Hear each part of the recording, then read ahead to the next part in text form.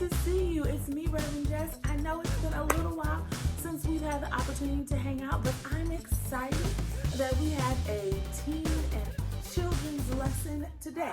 So this week we're going to have one lesson for everybody because I want to introduce to you guys a new series that we're going to be having that's going to start this month. It's going to come out of the book of John.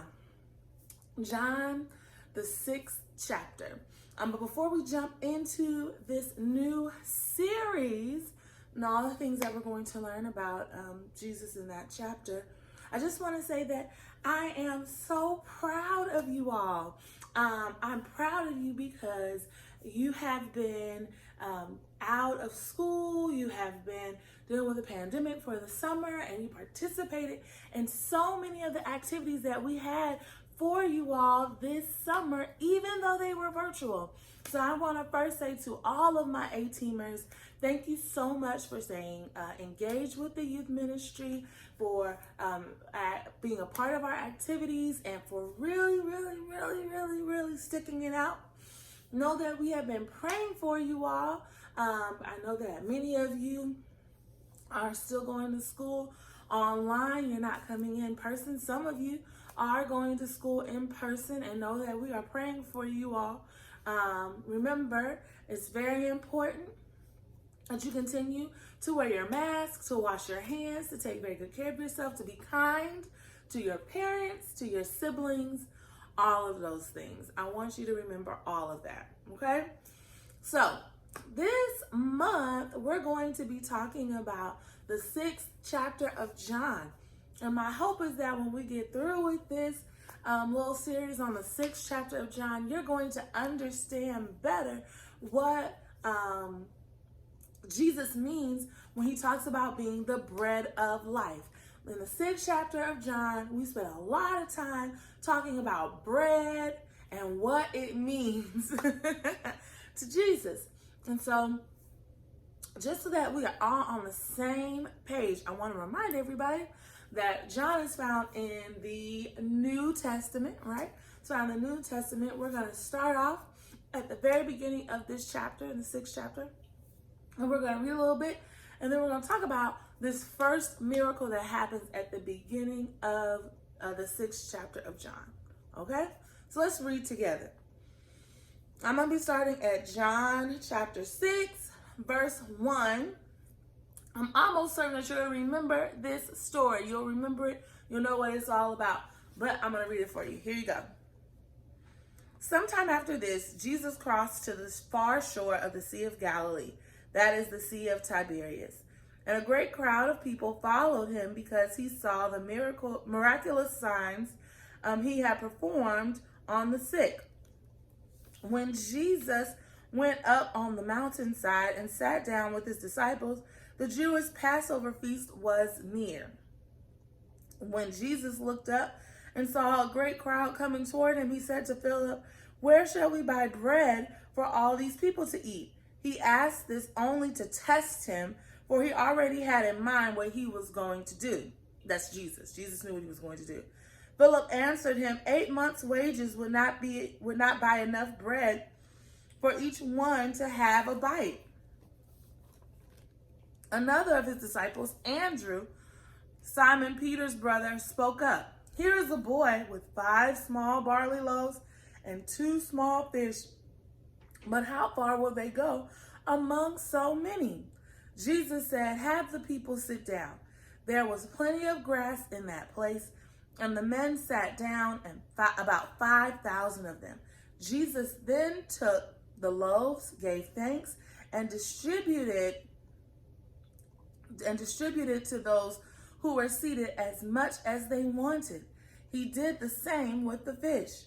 When they had all had enough to eat, he said to his disciples, "Gather the pieces that are left over. Let nothing be wasted." So they gathered them and filled 12 baskets with pieces of the 5 barley loaves left over and by those who had eaten. After the people saw the miraculous sign that Jesus did, they began to say, "Surely this is the prophet who is to come into the world, Jesus, knowing that they intended to come and make him king by force, withdrew again to a mountain by himself. All right, so somebody ought to know what this story is called. Typically, we talk about this as the feeding of the 5,000. Now, you can find this story in other gospels where Jesus feeds 5,000. Jesus may feed 4,000. But here in the book of John, it plays a very special role because it introduces this conversation about bread of life. Okay, friends? Jesus and his homeboys, his friends, the disciples, they show up on the side of the Sea of Galilee or Sea of Tiberias. And all these folks come and just kind of berate them. Like all these people come running up to him because word had gotten out that Jesus was a miracle worker. People wanted to see what Jesus was going to do. They all kind of show up, they get there, and Jesus sees all these people and realizes that they're hungry. He realizes that they're in need of something. This is the first thing I want you guys to understand, is that Jesus always knows what we're in need of. Jesus knows what you need, when you need it, how much of it that you need. Jesus shows up, and he wasn't surprised by these people. He knew that they were going to be there. He knew that they needed something, and he knew that it was time for him to teach not only the people but his disciples something about what it meant for Jesus to be our Savior. Because we have to remember, these people are just meeting Jesus for the first time. They didn't know that Jesus was the King of Kings and the Lord of Lords and that he was going to die on a cross. Jesus had to teach them about this, right? So Jesus shows up with his disciples. All these people come. It's this big crowd. And Jesus asks Philip, what are we going to do to feed all these people?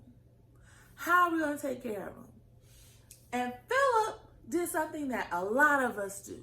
Philip started looking at all of the things that were around him that were issues, and he didn't focus on how Jesus could help in this issue. Now you have to remember, Philip is a disciple. That means Philip had a front row seat to every miracle Jesus had done up until that point. And here, even in the midst of this kind of difficult situation, Philip forgets that Jesus has the power to handle anything. So what does Philip say? He says, we need 8 months worth of wages. We need a lot of money in order for us to even begin to start to feed these people. And someone would still be hungry. There are 5,000 people here. And that's understandable. Sometimes Jesus asks us to do things, and we may feel like we don't have enough of whatever it is that we need to do those things. Let me give you an example. When you're playing basketball, or we're playing basketball on court, there's a certain number of players you need in order to play in a regular basketball game, right? You need 5 players on each team to play on the court. If there's more than 5 players on the court, you can get in trouble by a referee. And if there are less than 5 players on the court, you can also get in trouble by the referee. You can even lose your turn at the basketball if you do not, at playing the game, if you have too few or too many people on the court. It's a violation of the game. So what Philip does is he looks at how many people are on the basketball court with him. And he realizes we don't have enough people. We only have 4 people on the court, and we need 5 in order to accomplish the goal that Jesus wants us to accomplish. And you know what Philip does? He starts doubting their ability to take care of things. But it's not just Philip. It's also Andrew. Andrew is Simon Peter's brother. Now, Andrew does something different. Andrew goes out and finds a young boy who has 5 loaves of bread and 2 fish, and he brings him over And he says, Jesus, I found this boy with some food, but how are we going to make enough for everybody? Now, sometimes we do what Philip does. We go out and we get what we need, but we doubt that Jesus is able to use our resources, use our gifts, use the stuff that has been provided for us. We doubt that Jesus is going to be able to make much out of that, or that Jesus is going to be able to use that to bless others. Let me give you another example, friends. Sometimes, well, not sometimes, when I go to the grocery store, I often have to think about what recipe I'm going to cook in order for me to get the right kind of food stuff that I need. And so, the other day, I went to the grocery store to pick up some things for a meal that I wanted to make that I never made before. I never cooked it before. And I was a little nervous because it was something that was going to be different. But I felt like if I had enough of all the resources, if I had everything that I needed, all the ingredients to make this dish, it was going to be enough for me to be successful. I get all of the things that I need. I put them on the countertop. I have all the stuff that I got to have.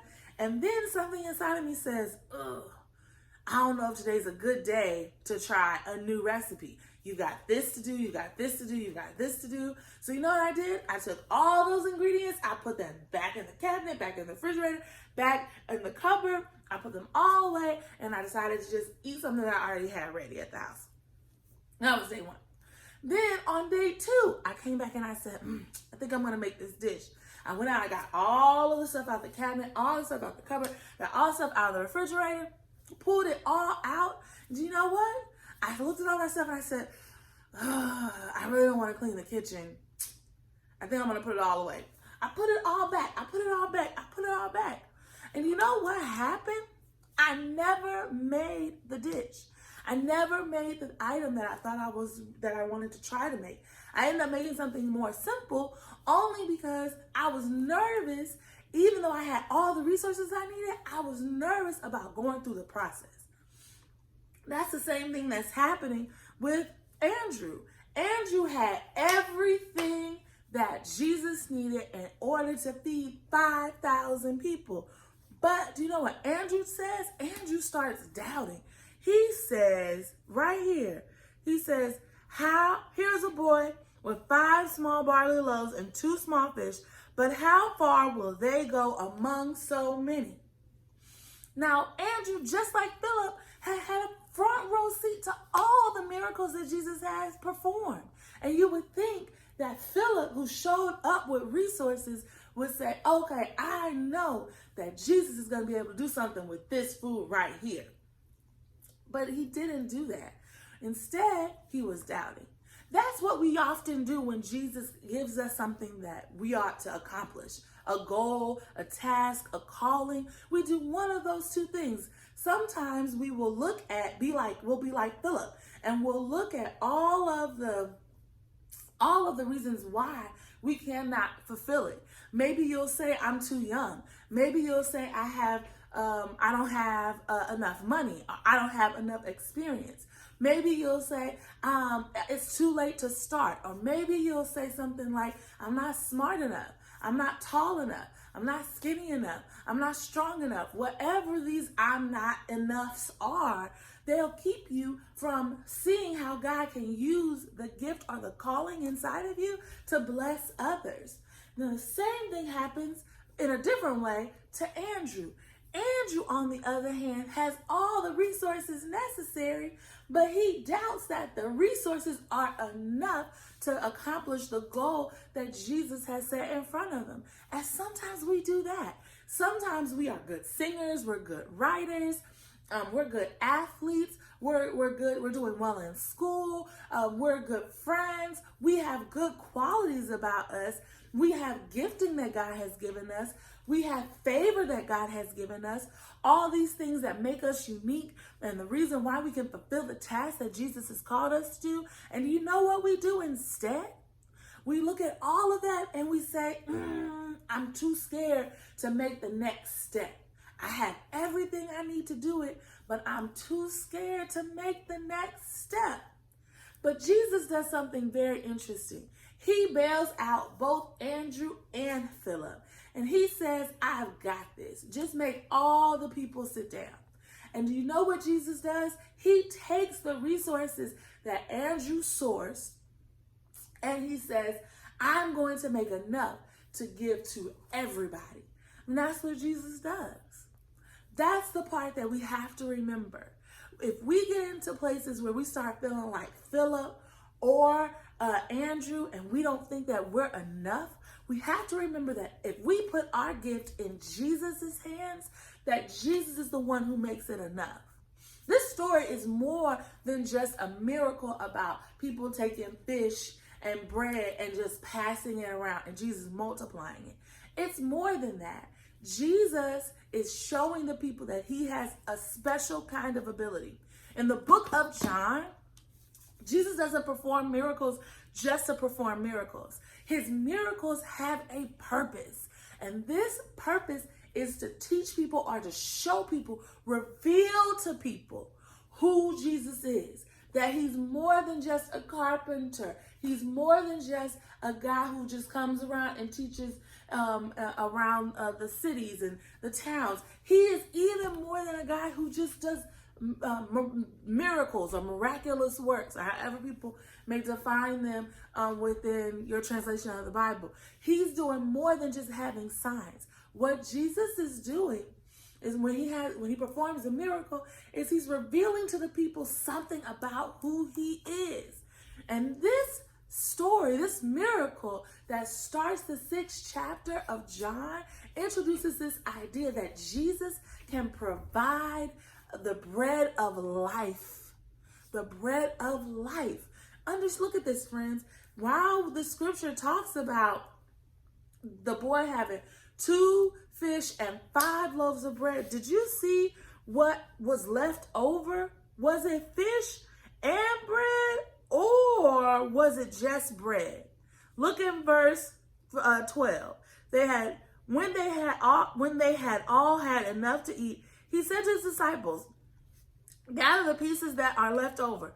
Let nothing be wasted. So they gathered them and filled 12 baskets with pieces of the 5 barley loaves left over by those who had eaten.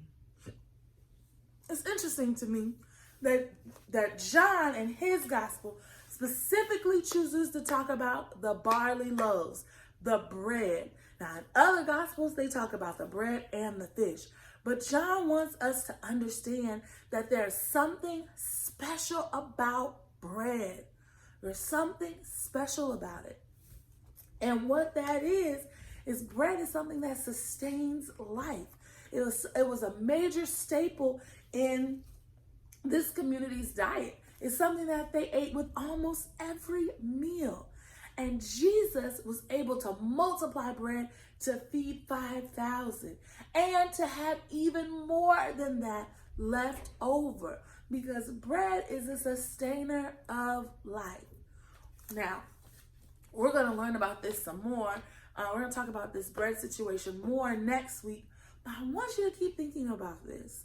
What is it in your life that you could depend on God a little bit more for? Jesus, when we talk about Jesus being a sustainer, it's more than just being a provider. Jesus is the reason why we live. Jesus, our whole life is rooted in Jesus. And what Jesus is trying to teach the people through this object lesson is that Jesus is reliable. You can rely on me. I will provide. I will sustain your life. So what I want you to do, friends, is to think about where it is in your life where you might be acting like a Philip or an Andrew. Where it is in your life where you might need to re-examine the thought of, what does it mean to really, really allow Jesus to sustain you, to build you up, for you to be rooted in Jesus, that everything, your whole being, is because of who Jesus is. Look, friends, that's our lesson for today. I want you to know that this month we're going to have so many exciting things planned just for you. We're starting this new activity called A-Team Live. It'll happen on the third Wednesday of this month, and then also we are starting to prepare for our Christmas program. And so everybody is going to be able to participate in the choir or in speaking parts, and I want to invite you to be a part. We're going to have our first digital A-Team choir, and I'm really excited about how it's going to work out. So be on the lookout for more information. Make sure to ask your parents to check their email so that they can know what's coming up and have you prepared for our next group of activities. I'll see you next week, and I can't wait. Oh, I want you to be a part of A-Team Live. There's going to be prizes, and I'm looking forward to seeing once the registration information gets out, whoever's the first to register, the first to register for the absolute first A-Team Live event, you're going to get something special from me. All right. I love y'all. I'll talk to you later. Oh, you know what? And I'll even do this. Whoever's the first to register, and also whoever brings the most guests with them. If you get some extra people to register guests, that means that they're not members of the church, they're not members of the youth department. Well, I won't say they're not members of church. If they're not coming to the youth department regularly, and you invite them and they put in their registration that they were invited by you, if you have the most invites, you'll get a prize. All right. Anywho, I love y'all. I'll see you later. Thanks for being here. Bye.